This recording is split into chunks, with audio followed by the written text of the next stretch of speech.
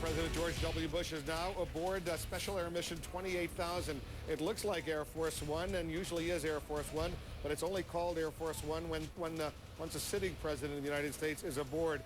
He is no longer the sitting president of the United States. As a result, it's called Special Air Mission 28,000. A few minutes ago, he left the hangar there after a little private ceremony thanking the crew of Air Force One. He and Laura Bush and their daughter, you can see them going up the stairs right there. They're going to be heading off to Midland, Texas, with continuing service over to Waco and spend some time over in Crawford, Texas at the Presidential Ranch. As you probably know, they've also recently purchased a home in Dallas, Texas, in a nice area there, and that's where they're going to be setting up shop in Dallas and Crawford.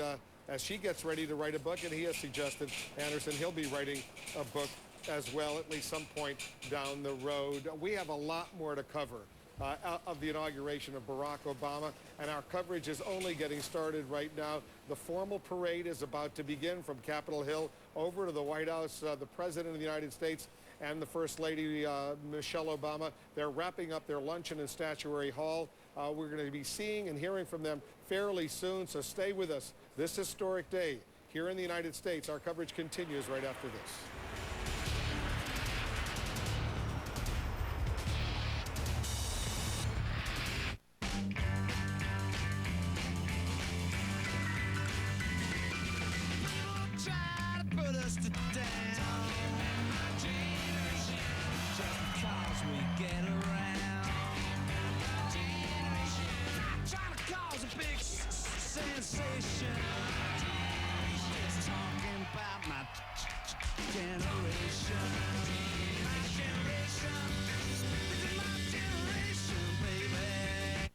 Well, it might surprise a lot of people that ExxonMobil would be interested in lithium-ion battery technology applied to hybrid electric vehicles. Our new battery separator film is a true breakthrough that's going to enable the deployment of more hybrid vehicles faster. This means a tremendous reduction in greenhouse gases, the equivalent of removing millions of cars from the road. I think this is the most important project that I've worked on in my career. All right, class, let's button it. Becker. Here. Callahan. Callahan. Delivery confirmation on Callahan. Drop him off at 8:15. Gymnasium. No, sir, no Callahan. Always. No Callahan. Just a freshman. Thank you. No emails from his parents. Drivers, I need a 20 on Callahan. Got him. Reroute him straight to detention. Get more done now with the new BlackBerry Curve, the only BlackBerry Curve with Nextel Direct Connect. At a time when American businesses are hurting, why should we worry about fixing healthcare? Because quality, affordable healthcare can save money and make businesses more competitive, so they can invest in innovation, hire back workers, create jobs, get the economy working again for everyone. Quality, affordable healthcare. It's not just something we should do for America's families. It's something we must do for America's economy. Critics call New in Town the first genuinely funny movie of 2009.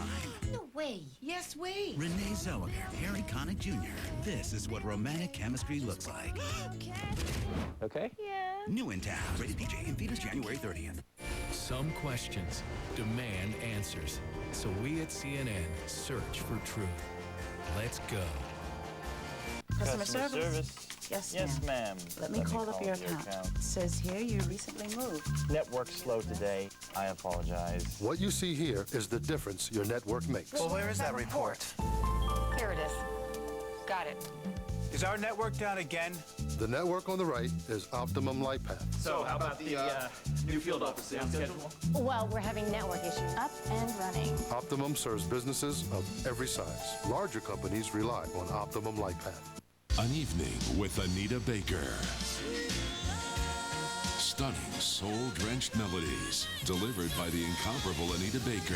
Friday, February 13th and by overwhelming demand, Saturday, February 14th at Radio City Music Hall. Get tickets now at Ticketmaster, RadioCity.com, and BoweryPresents.com. Amex Gold Card members call 800-NOW-AMEX. An evening with Anita Baker.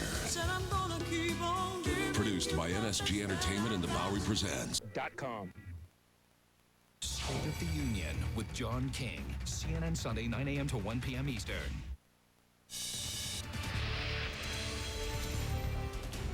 And welcome back. President Obama and Vice President Biden are on Capitol Hill still having lunch. The parade will be beginning in about a little bit more than an hour. The crowds are building. A lot of people trying to get to the parade routes. We are hearing from Elaine Cajano. I want to tell you, if you were on the Mall at the stroke of 12, or actually I guess it was a little bit after 12, when Barack Obama raised his hand to take the oath of office, and you took a picture of it with your cell phone or a camera, we want you to send it to us. Send it to themoment@cnn.com, where we're going to create, using the perhaps hundreds of photos that we get, a unique image of that actual moment. So again, if you have a photo, we're getting ready to show that image to our right, viewers. but you can keep send us your photos, or really throughout the day we can keep adding to the image. So it'll be a changing image really throughout the day, which should be pretty cool. We also have a satellite image taken at the moment of the swearing-in ceremony. We're trying to get that to you very quickly as well. We're going to want to go down to the parade route very quickly, but before we do, Soledad got an email from someone who is out in a crowd. Yeah, she's at 12th Street on the Mall, and she said, you all have been talking about how confusing it is, and that's for the people trying to get there. She said, but where I am, since 3 a.m., it's unbelievably organized and civil. Everyone got in and out fast, lots of cops, military, volunteer, total strangers, hugging, carrying each other's kids.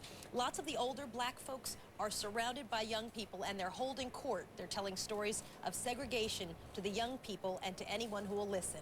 Everyone's sharing their life experience. 3 a.m., she said? Yeah. Well, that's the key line there, right. 3 a.m. That's why it doesn't seem confusing. She's been out on the Mall, in position since 3 a.m., but it's the folks who've been trying to get into position. Yeah, it's the getting there that is the frustrating part, and I think once they're there, it becomes a really nice That's experience. when they started allowing people to go into the mall around 3 a.m. Wolf and Anderson, if I can share just a very interesting observation, being out there on the street. I mean, the city was just bustling, noise. You could hear the sirens, people, screaming. And the moment he got up, when they gave him the oath of office and he got up to give his speech, total silence on the streets of Washington, D.C. It was an amazing Brianna Keeler moment. is down in the crowds along the parade route. Brianna, where are you? What are you seeing?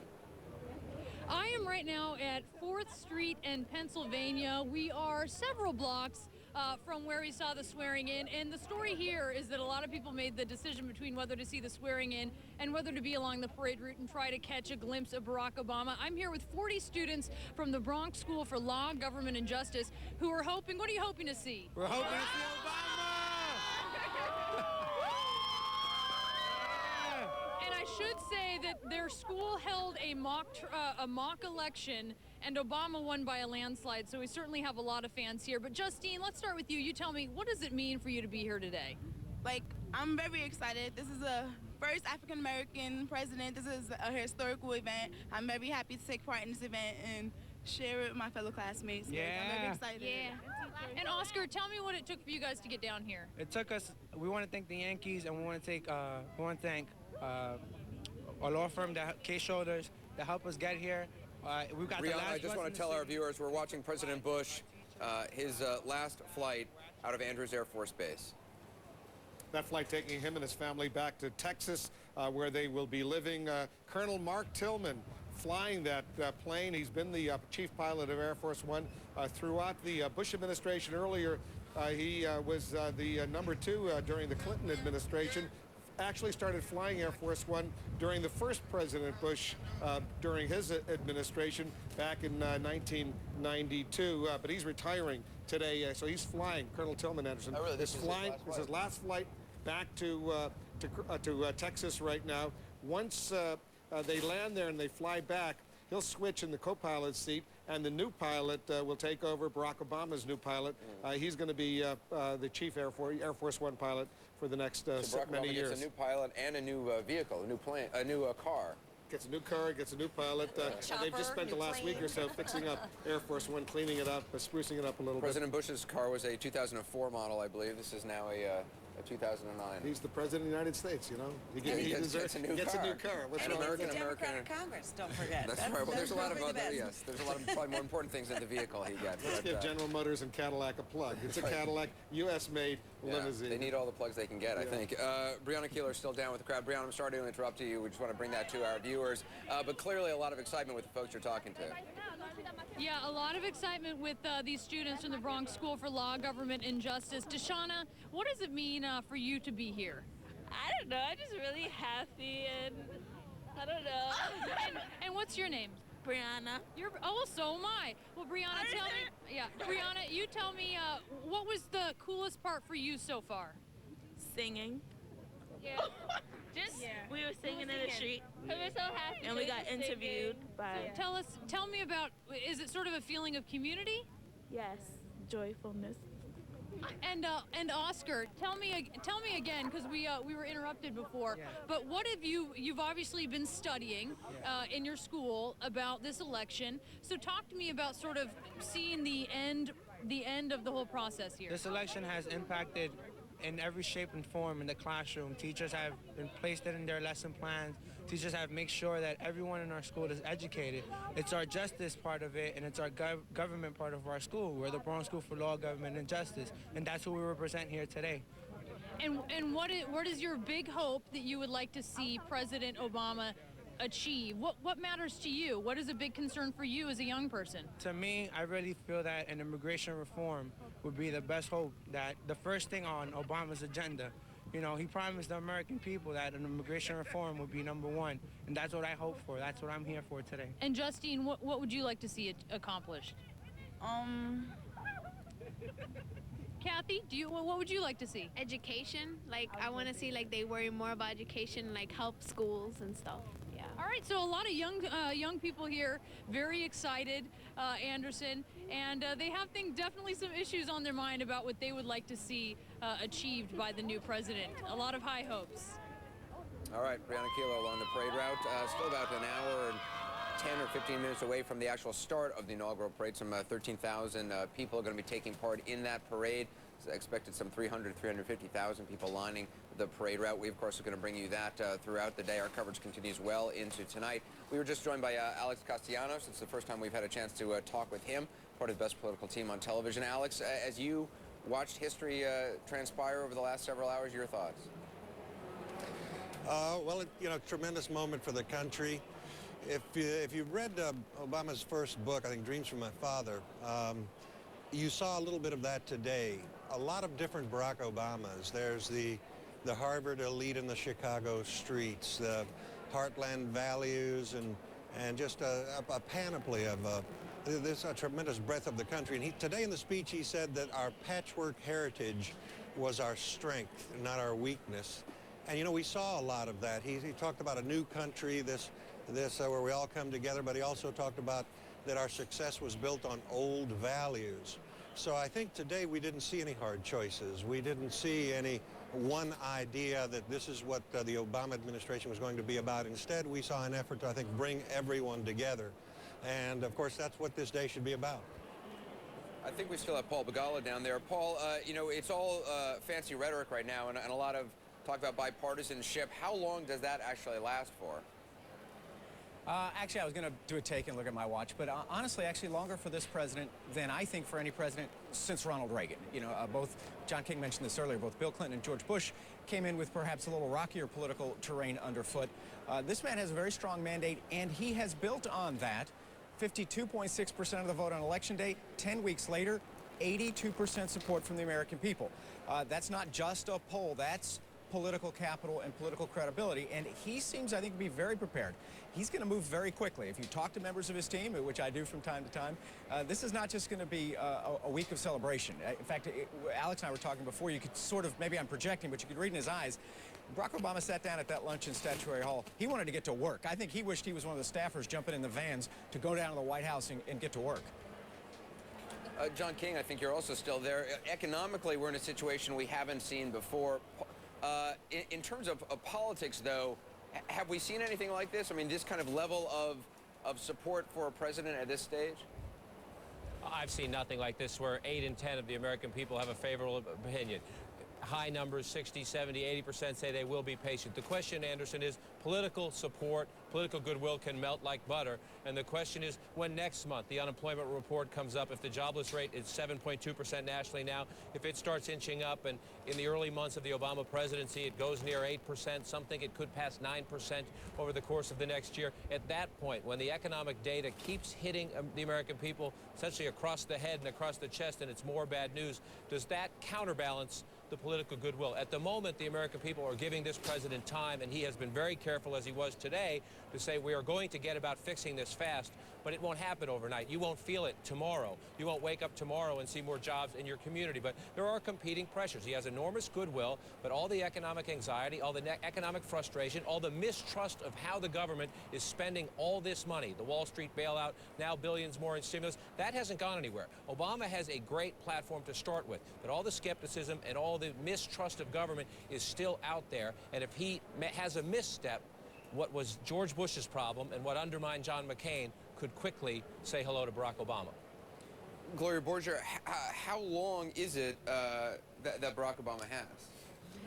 Well, he's already gotten to work, and he'd better get to work again fast, because you don't have a big window of opportunity. However, I do believe that since we're in such an economic crisis, it does provide an opportunity for him. And you see a huge economic stimulus package, tax cut. And when I ask people in the now Obama administration, well, what you're going to do first? You're going to do health care first? You're going to do energy policy first? They say, no, no, no. We're going to try and do it all now. That's what Obama was talking about in his speech today. He said, we've got big plans, and only the cynics will say we can't get it done. So he wants to take advantage of the goodwill in the American public and start out big. And not only legislatively, but also among the people. When Cornel West was speaking at a panel at Howard University the other night, one of the things he said was, we're going to help the brother and we're going to hold him accountable. And it's sort of that two fronts. Everybody, and I got a giant applause because people resonated with that. You have a certain amount of time legislatively, and you also have a certain amount of time with the people. So they're going to help you. They're also going to hold you accountable. You know, he's in a little honeymoon phase now that, as you say, come midnight will end completely. And then people start saying, what do we see? It's interesting, though. I think we still have Hillary Rosen also elsewhere in the museum. Hillary, you know, he's got this huge base of support. He's got this huge email list, which they've used to great effect during the campaign. How do they keep that going? They've talked about mobilizing that base, mobilizing those people who have contributed small amounts. But how do they do that? And what does actually that mean? Well, and I think their ability to communicate to the country is critical to their success. We talked a little bit before about how long the bipartisanship would last. Congress is very much going to be a reflection of the American people here, and as long as Congress keeps feeling from the American people that they want to support this president, they will continue to do so. That's where things like what Obama did today with bookending the ceremony with a Rick Warren who disagrees with him on so many issues with Joe Lowry, trying to continue to bring people together like that. And this email operation and organizing operation that worked so effectively in the campaign, they have now instituted as a multi-million-dollar effort and adjunct to the Democratic National Committee. It's going to be a political organization to advance the agenda.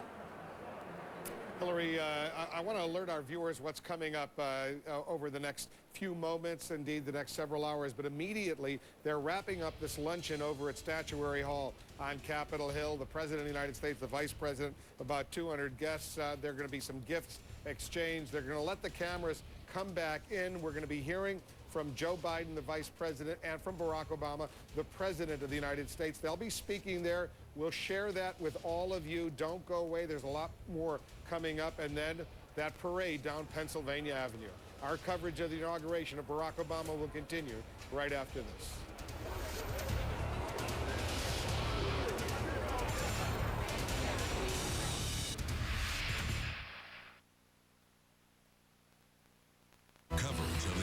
Of Barack Obama is sponsored by ExxonMobil, taking on the world's toughest energy challenges. And by Sprint. Get more done with Nextel Direct Connect only on the Now Network. Go to CNN.com/44th President to watch highlights from the day's events. And send in iReports to share your thoughts on this historic inauguration. One of the factors impacting energy prices is growing global demand. And one way to put downward pressure on prices is to make more supply available. ExxonMobil has invented a breakthrough technology that we've just begun using here in the U.S. to access cleaner burning natural gas that's locked in very tight, hard rocks. We could produce enough gas from one U.S. source alone to heat 50 million homes for almost a decade. All right, class, let's button it. Becker. Here. Callahan. Callahan. Delivery confirmation on Callahan. Drop them off at 8:15. Gymnasium. No, sir. No Callahan. Always. No Callahan. Just a freshman. Thank you. No emails from his parents. Drivers, I need a 20 on Callahan. Got him. Reroute him straight to detention. Get more done now with the new BlackBerry Curve, the only BlackBerry Curve with Nextel Direct Connect. Heard you coming back to town, hoping that you'll come around and see me. Thinking about you so long, how'd I get things so wrong? You don't need me. Now my new love, she adores me. But every time I'm with her, I'm still thinking of you. Norfolk Southern, the future of transportation. Hope lies in bravery. And we need hope. Yes, sir.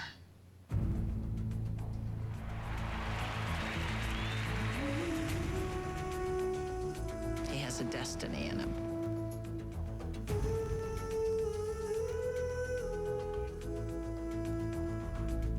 When I read the signs, they say that I was sent here to help.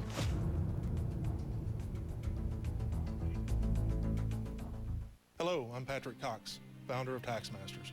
For years now, I've been telling you that if you're being audited, have several years of unfiled tax returns, or the IRS is coming to your home or place of business, we can help. The IRS said we owed over $50,000. Taxmasters fought hard, and the auditor agreed. We owed no additional taxes. We'll get between you and the IRS. We'll make sure they treat you fairly and treat you with respect. Don't wait weeks for an appointment. Our former IRS agents and tax professionals are ready to help you now. Call 1-800-581-0477. Taxmasters, we solve your tax problem.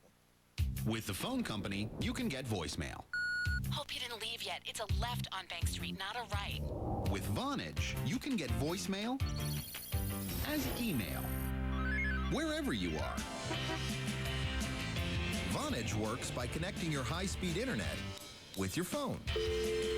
Get Vonage and get visual voicemail. Also get unlimited calls, just $24.99 a month. Call 877-4VONAGE and get your first month free.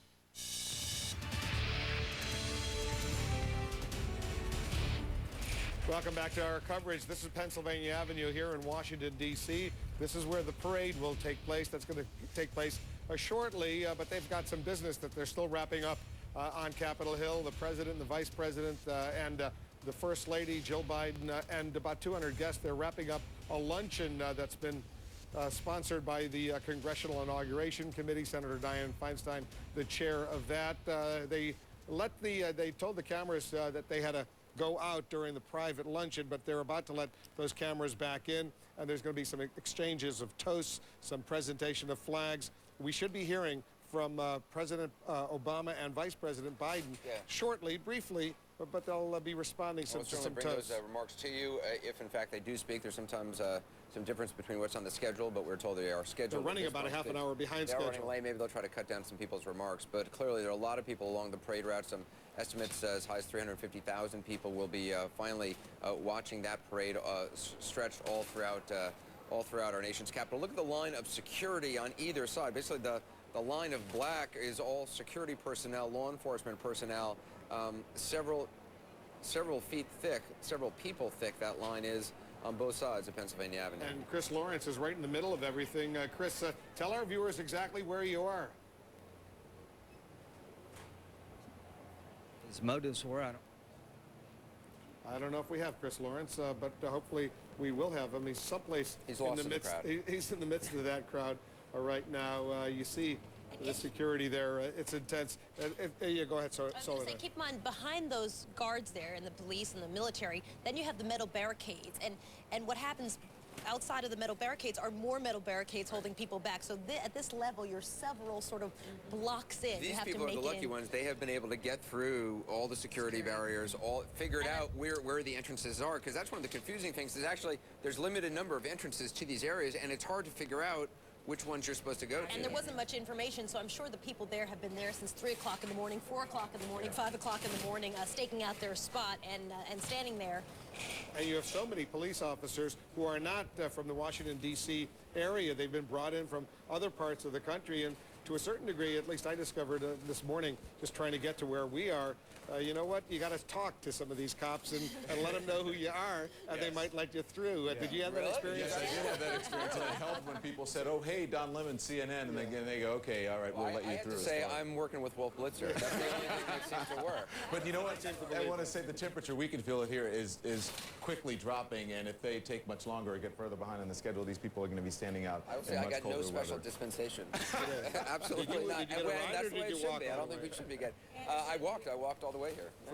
Yeah, and it was interesting because all these people kept following me as if I knew where I was going, and I kept having to literally crowds of people. And I have to say, look, I'm just as lost as y'all. I don't know. If you can't get in, if you're having trouble getting in, I know we can't get in. Well, the good news we all made it. You know, we have a great historian who works with us, Bill Bennett, who's taken a look at this, and you've written some great books on American history. So give us a little perspective on what this day means to our country, Bill. Well, it's number 44. You know, it's still a pretty young country, isn't it? Only 44 presidents. Someone pointed out to me, if you took the life of Justice Oliver Wendell Holmes in the Supreme Court, when he was a young man, a little boy, he had breakfast with veterans of the Revolutionary War. When he was an old man, Alger Hiss was his clerk in the Supreme Court. That's the whole history of a country in that brief period of time, and what has been accomplished. Can I say something briefly about tomorrow? Not to get away from the celebratory mood. But yes, Barack Obama will be tested. Will be tested. We'll test his sinew. It just won't be Republicans either, I think. Paul Begala and I were talking. I won't put words in his mouth, but I think he's going to get some challenges from the chieftains on the Hill, the people who run these committees. These are strong people, and politically they may not align on all these issues. The other point I'd make is there's been a lot of talk about sharp departures and the repudiation of the past and so on. There's been a lot of talk on that. I am very interested to see at the level of policy, not announcing that Guantanamo is closing, not announcing that we're looking into the withdrawal of troops from Iraq, but when will all the troops really be gone? When will the 250 prisoners be out of Guantanamo? Again, he's in a great grace period, and he can do a number of things right away to send a signal. But a signal is not substance. So I actually predict that in the next 6 months, I'm going to find myself defending him from time to time to my radio audience and to others. It's going to be he's a very interesting and complicated character. I want to hear from Paul Begala, too, but a quick historical footnote, Bill Bennett, before I let you go. In his speech, he said this, Barack Obama, in his inaugural address, he said 44 Americans have now taken the presidential oath. He is the 44th president of the United States, but I've been getting email from people who are nitpicking, saying really only 43 Americans have taken the presidential oath of office. They point out that Grover Cleveland did it twice. He was the 22nd and 24th president of the United States. Are these guys right when they say there might have been a technical little error in Barack Obama's words? Bill said he was a smaller error, though, than the Chief Justice. Grover Cleveland, yes. All right. I'll accept that diplomatic response. All right, Paul, what do you think about what we just heard from Bill? Oh, I do think Bill's right. Democrats, I think some of them feel like executive power was too aggressively asserted by President Bush. It hasn't been asserted at all yet by President Obama, but he'll meet some institutional pressures back and forth. But he draws on such a well of support from Democrats, Republicans, that he, I think, will be able to assert that leadership. And this is the historical note I was thinking of as he spoke. When Martin Luther King gave his speech in the March on Washington, John F. Kennedy was in the White House. During the rally in the March, he was having a meeting, actually, about Vietnam. But he stepped out of the meeting to watch King's speech on television. And as King finished, he pointed at the screen. He said, "He's good. He's damn good." And I got to tell you, as a person of faith, I can see JFK and MLK up in heaven watching Barack Obama today and saying, well, he's good. He's damn good. It was quite a speech. James Carville, in terms of the political battles ahead that Bill Bennett was talking about, where do you see the front lines? What are the biggest battles in the next days, weeks? Go ahead. James had to go. Carville's not there. Well, Paul, how about you? Oh, no James. Yeah, who do you want? James not here. Paul Begala, where do you see the biggest political battles? Well, I think he's going to jump out of the box very quickly on executive action using the funds that Congress has appropriated to take pretty radical steps in the financial system. There's been a lot of talk that perhaps he will set up what's being called among economists a bad bank to take on distressed assets of distressed banks. That'll be very controversial if, in fact, he does that. But I think just like Roosevelt took office and declared a bank holiday the day after he was sworn in, I think in a matter of days, not months, days, you're going to see very aggressive, almost radical action on the banking crisis, the likes of which I don't think George W. Bush could have ever contemplated. And here's where a little partisanship might do us all some good. Anderson, this is one of the biggest expansions of government that we've ever seen in our history, and it's not being discussed or debated at all. And again, when you have an 80% approval rating, you can get things like that through. But you also saw today at that lunch at Statuary Hall today, Wait, now, Alex, are you talking about the expansion? Alex, are you talking about the expansion under George Bush, or are you talking about the expansion now?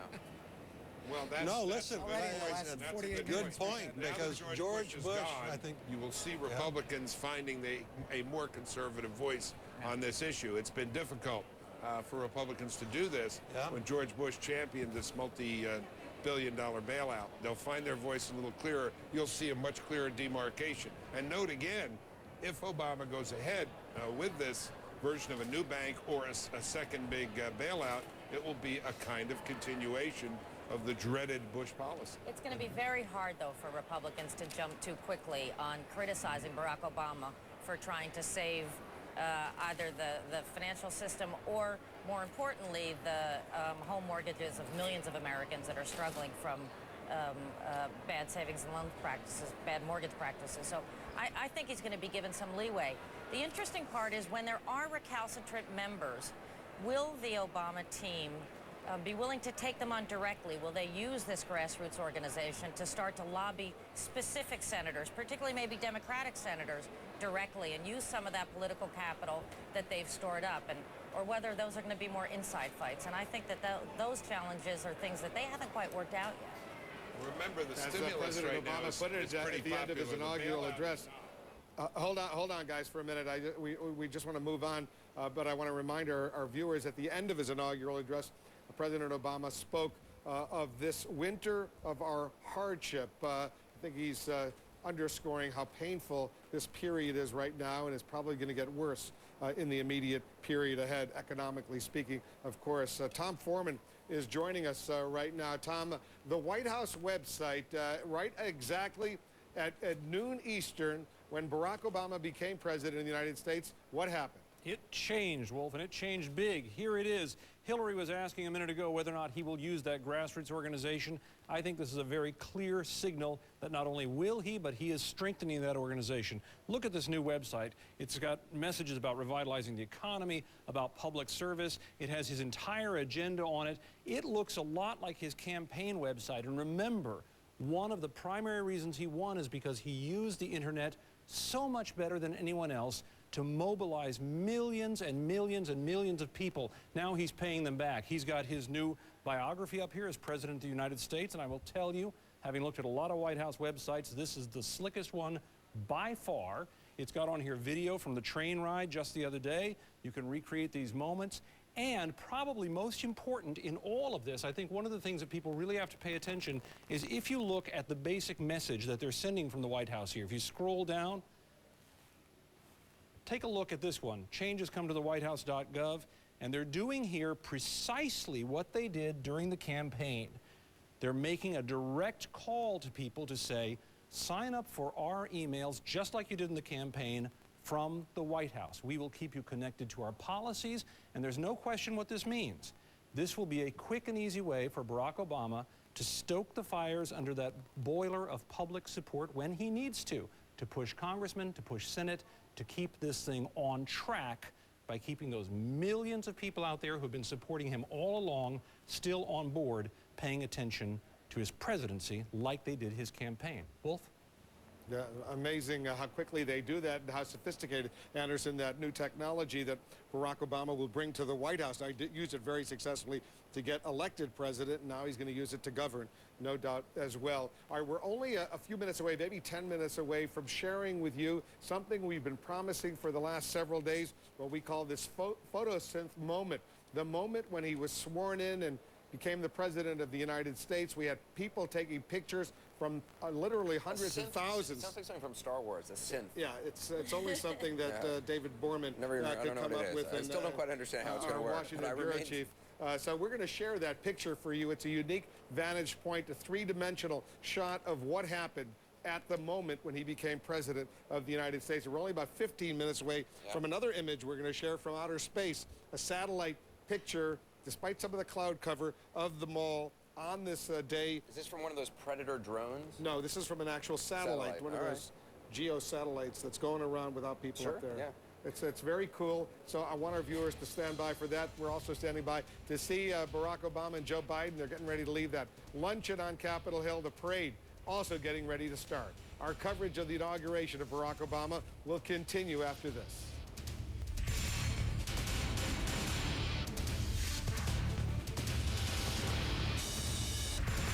First, I was afraid. I was petrified. Kept thinking that each meeting meant that I would have to fly.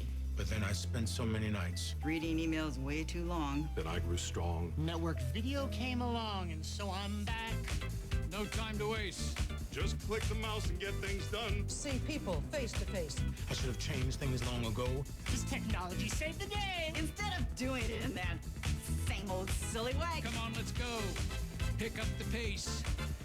Less meetings, and more meetings when No one communicates. this new way of doing things will keep us all alive. We'd never crumble. Instead, we're really gonna thrive. I will survive. I will survive. More collaboration, less complication. That's the Human Network Effect. Learn more at cisco.com/newways. Cisco, welcome to the Human Network. At a time when American businesses are hurting, why should we worry about fixing healthcare?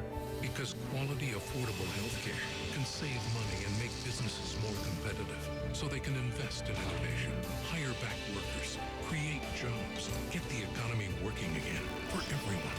Quality, affordable healthcare. It's not just something we should do for America's families. It's something we must do for America's economy.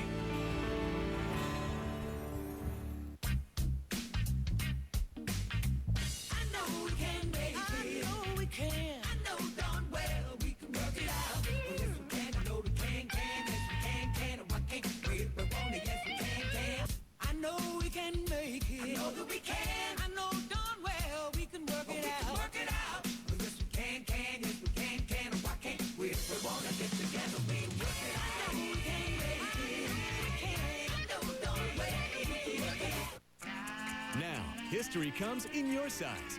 Get your CNN.com inauguration t-shirt today at cnn.com/t-shirt. With British Airways, enjoy our complimentary 3-course meals, cinema, even pretzels, and now hotel rooms. That's right, we're giving away 2 nights in London for free when you fly to London. British Airways flights start at $156 each way with a round-trip purchase from New York. Great fares also available from 17 other U.S. cities. Offer ends January 29th. So hurry, book now at ba.com.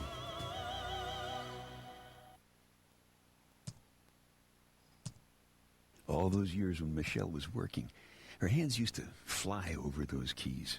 My mind says I want to go to work, but my body says I can't. Applying for your Social Security disability benefits is hard, but we make it easy. We'll deal with the government.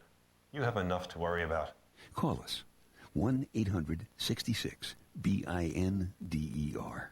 Hey, Michelle, it's okay. Help is here. 1156. CNN, the most trusted name in news.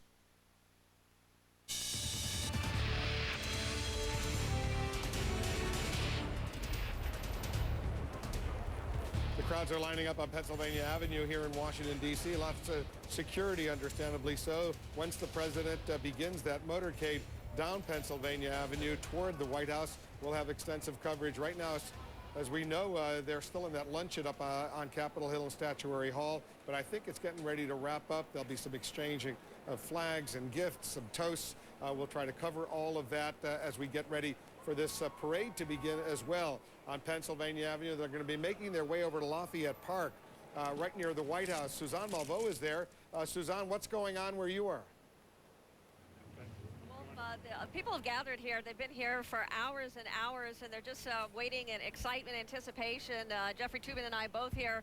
We've heard them sing America the Beautiful. They've been doing singing songs and jumping jacks just to keep warm here, waiting for the big moment when the new president arrives here at the White House. We have to say as well, we've got our cameras that are trained at the West Executive Driveway. That is where we anticipate to see some movement, some action, perhaps some of those White House officials that Ed Henry had mentioned before, the Deputy Chief of Staff as well as the Chief of Staff coming here to really start their jobs in earnest. So we've got our cameras trained to see if there's any kind of activity. We have seen just the couple of days that they started painting the press office, at least the communications offices that they have for the new folks will be coming in. So obviously a lot of work that is taking place inside the White House and obviously a lot of excitement out here as we wait for the parade, Wolf. I love it when they build that special structure for the reviewing stand outside the north lawn of the White House. Jeff Toobin, you listened, you enjoyed, I assume, the presidential inaugural address. Well, actually, I think I would like to volunteer for being the skunk at the garden party. I thought this was a missed opportunity, this speech. No, I thought that this was a speech with a lot of ideas, but no theme. And most importantly, this was a speech without a single memorable phrase. We remember inaugural addresses by, "We have nothing to fear but fear itself. Ask not what you can do, what your country can do for you." Where is anything comparable in this speech? I'm afraid that this is likely to join the vast majority of inaugural addresses, which are quickly forgotten. Well, if I have to disagree with Jeff, I thought it was really quite an amazing speech, and I thought one of the things that he did, that he's done since the campaign, was really tap into people's emotions. The sense that he touched on the fact that a lot of people have this lack of confidence in themselves, in the country, and that fear is something that's dominated their psyche for quite some time. It's one of the things that that you heard over the last 8 years or so, predominantly in the Bush administration. He really did talk about that sense of fear. The fear of another terrorist attack, fear of people not being able to understand each other. There was a real sense of fear among a lot of people, and I think that what Barack Obama was saying, the message that he was conveying, is that it's time to put that fear aside, to deal with that kind of anxiety, and to be a confident nation once again. Anderson, Wolf. All right, guys, hold on for a moment. We're going to continue this discussion. But Dana Bash is up on Capitol Hill. She's outside that luncheon where President Obama was the guest of honor. I take it the luncheon is sort of breaking up right now. Dana, you've got someone with you who was inside? That's right. It is about to break up, but we actually are lucky in that we have somebody who just came out. It is the Republican congressman from Indiana, a member of the Republican leadership, Congressman Mike Pence. Thank you very much for coming out. You bet, Dana. First question is, give us a little bit of a sense of what's going on in the room. You know, the cameras were not allowed in there. Tell us what's going on and what President Obama is doing with regard to this lunch.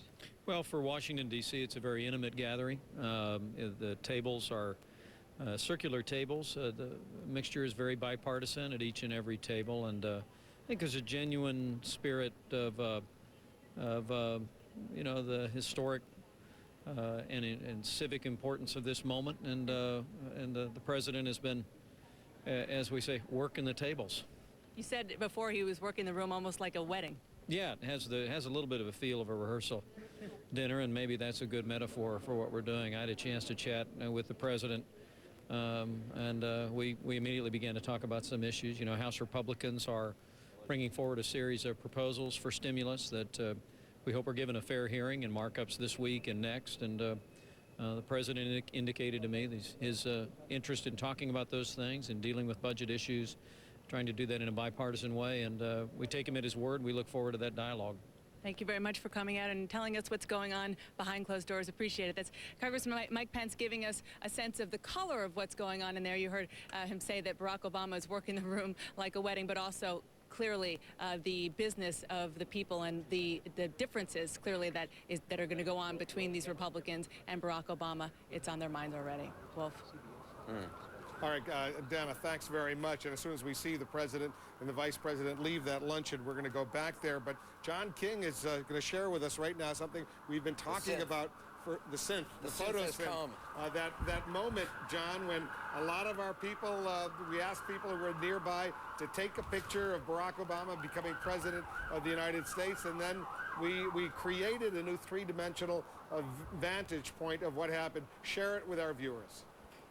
I sure will, Wolf, and we asked our viewers to help us by sending those photos, and you can keep sending them if you're listening and you have photos of the moment Barack Obama taking the oath, no matter where you were, keep sending them to the moment at CNN.com. We have thousands already, and Wolf, I want to come in here now and take a peek. Here it is, just afternoon, Barack Obama, his hand raised, taking the oath of office as the 44th president of the United States. You might say, wow, somebody up close got a nice snapshot there. That'd be nice for the catalog, the album at home, but it's much more than that. Let's tap a couple times and come on out. There it is, that picture up close. Let's pull out a little bit.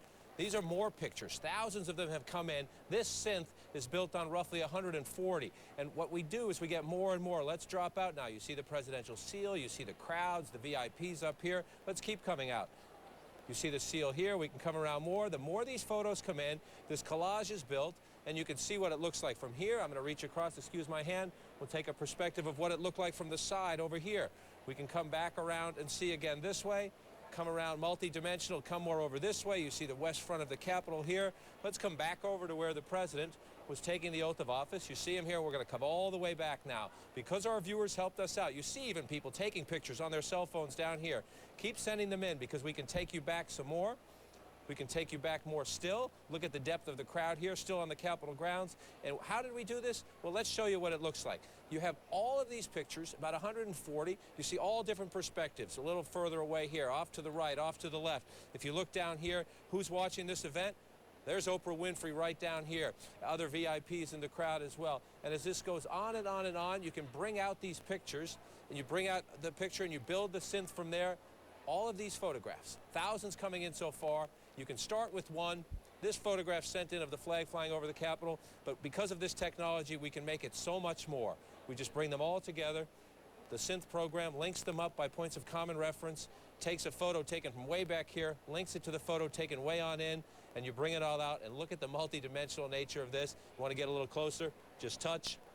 And there you go, Barack Obama becoming the 44th president of the United States. Wolf, they're coming in by the thousands, as they do over the next few hours, even over the next few days. We will modify this image, make it the clarity much, much better.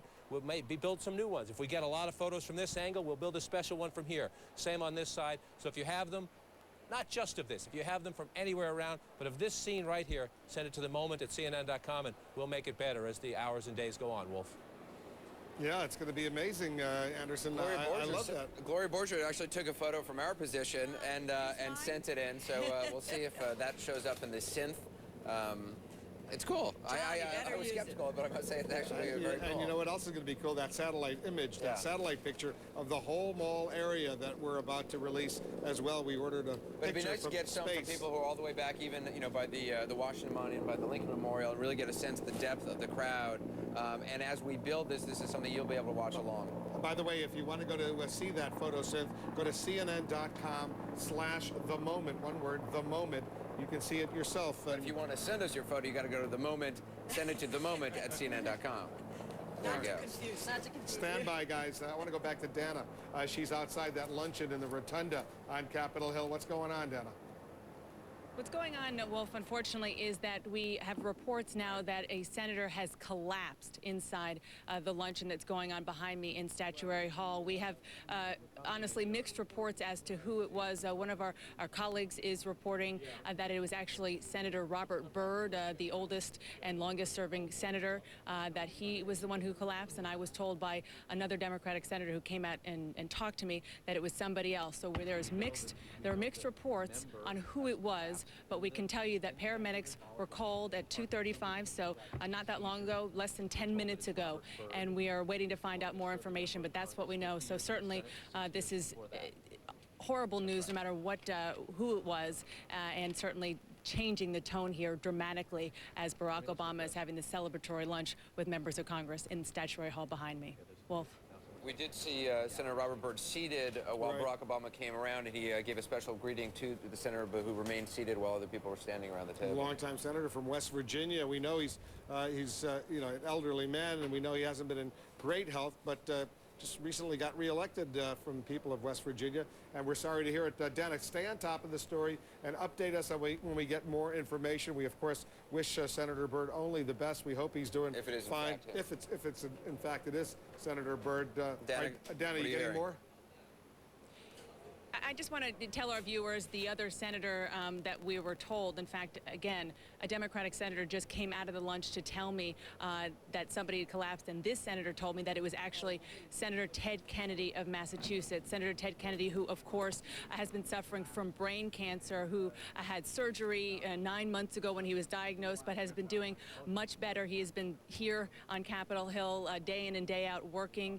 But again, this Democratic senator just came out of the lunch and told me that he believes the person who collapsed was Ted Kennedy. And if that is true, it is a bit ironic because his son, Patrick Kennedy, was just here moments ago, and I said to him, "How's your dad doing?" And he said, "He's doing great. We're so happy. He's really doing great." So we're, again, just want to be cautious that we have two reports in terms of which senator it was that, who collapsed, but we do know that somebody did collapse, and we are getting more information, and we are waiting for the paramedics to make their way here, Wolf. It's important to point out these are early reports, and we cannot confirm either of these reports, but this is a live picture. The luncheon does seem to be continuing. Yeah, it looks like Dianne Feinstein is beginning to speak. Nancy Pelosi, excuse me, beginning to speak. With malice toward none, with charity for all, as our pledge to the flag insists, with liberty and justice for all. Thank you.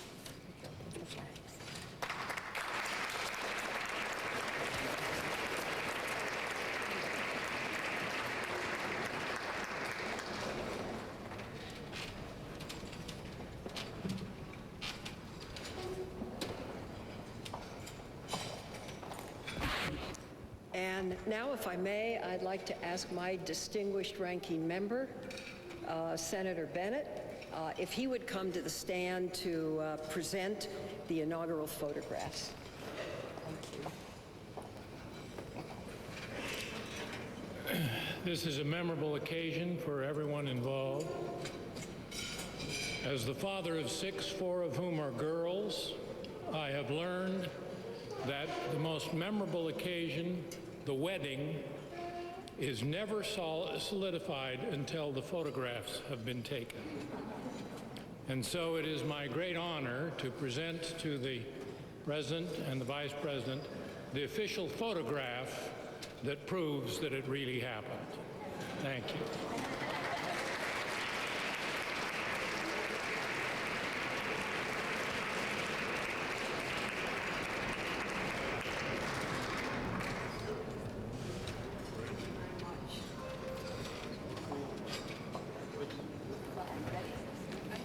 It is now the time to present to the President, Mrs. Obama, the Vice President, and Dr. Biden, the beautiful crystal bowls that are over on my left. Now, Lenox China is a great American china factory, china and crystal, and they have made these one-off bowls. And if you have a chance to look at them, they're really quite beautiful. They are in lead crystal. The bases are pure crystal and very, very heavy. And one is the White House and one is the Capitol, and they are both surrounded by plum blossoms in their bloom and, of course, inscribed to both the President and Vice President. They were specially designed by Timothy Carter and hand-cut by a master glass cutter, Peter O'Rourke. They are one of a kind, and I'd ask my husband and Mrs. Obama and Vice President and Dr. Biden to join us over here along with Speaker Pelosi and the Majority Leader, Harry Reid.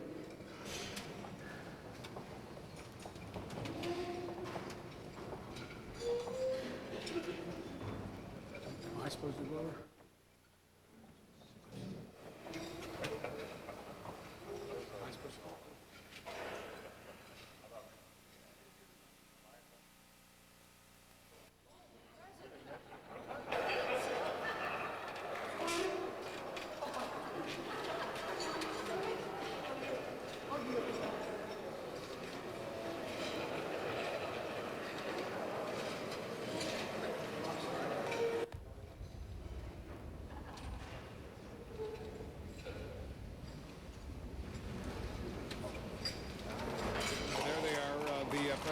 President. They've been exchanging, getting gifts. These are the Lennox inaugural gifts that were presented to the President and Mrs. Obama, the Vice President, and Dr. Jill Biden. The chair of this event, Dianne Feinstein, the senator from California. You can see her to the far left of your screen. Next on the agenda, I believe the Vice President will be speaking, followed by a toast that Senator Feinstein will deliver to President Obama. We expect brief remarks from him as well. So let's listen in and see what happens and now, next. If I may, I would like to ask my friend, the Senate Majority Leader Harry Reid, to come to the podium. And would you bring your glass, please, as we offer a toast to our new President and our new Vice President. Mr. Leader, if you would go ahead.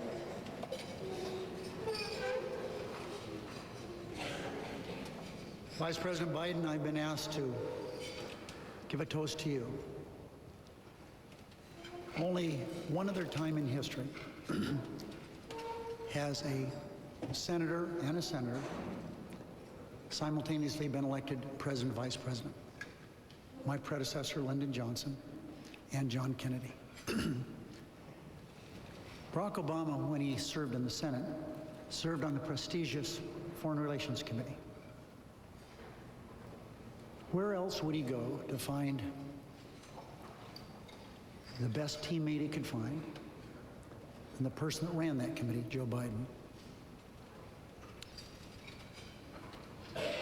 Joe Biden has set an example for me, everyone that's ever served with him in the Senate, as a person who is a teammate, first of all, a counselor, an advocate, a friend, an exemplar. So it's my toast that this will continue, Mr. Vice President, that you continue being what you have been to our new president. Barack Obama, Joe Biden, the dream team. Godspeed.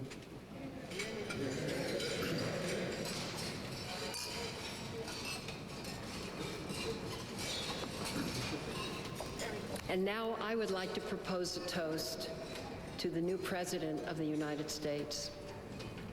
Mr. President, Mrs. Obama, so much rests on your shoulders. Our hopes, our dreams, the future of this country. We have watched you. We see the equanimity. We see the dedication. We see the balance. And I think the sense of all of us in this room is that this nation is in good hands. May those hands remain stable and steady. May those hands always be well. May you and your family be blessed with the love of the American people. And may we in government be your partner in the future of this great country. We salute you, Mr. President.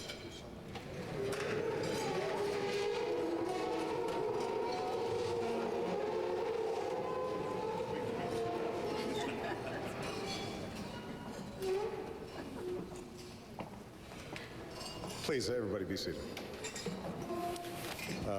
My remarks are very brief. First of all,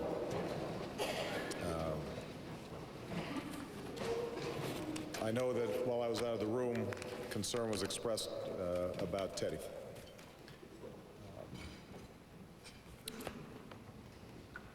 He was there when the Voting Rights Act passed. Along with John Lewis, was a warrior for justice. And so I would be lying to you if I did not say that right now a part of me is with him. And I think that's true for all of us. This is a joyous time, but it's also a sobering time. And my prayers are with him and his family and Vicki. I want to thank Dianne, Bob, and the entire committee for hosting just an extraordinary inauguration. When you think about the complexities of putting together an event of this size and this scope, You have to marvel at the leadership and the teamwork and the good spirits that went into it. And I want to thank our military and our law enforcement officers, the City of Washington and Mayor Fenty, the devoted staff and volunteers, including our wait staff here today, who were putting up with me wandering through the tables.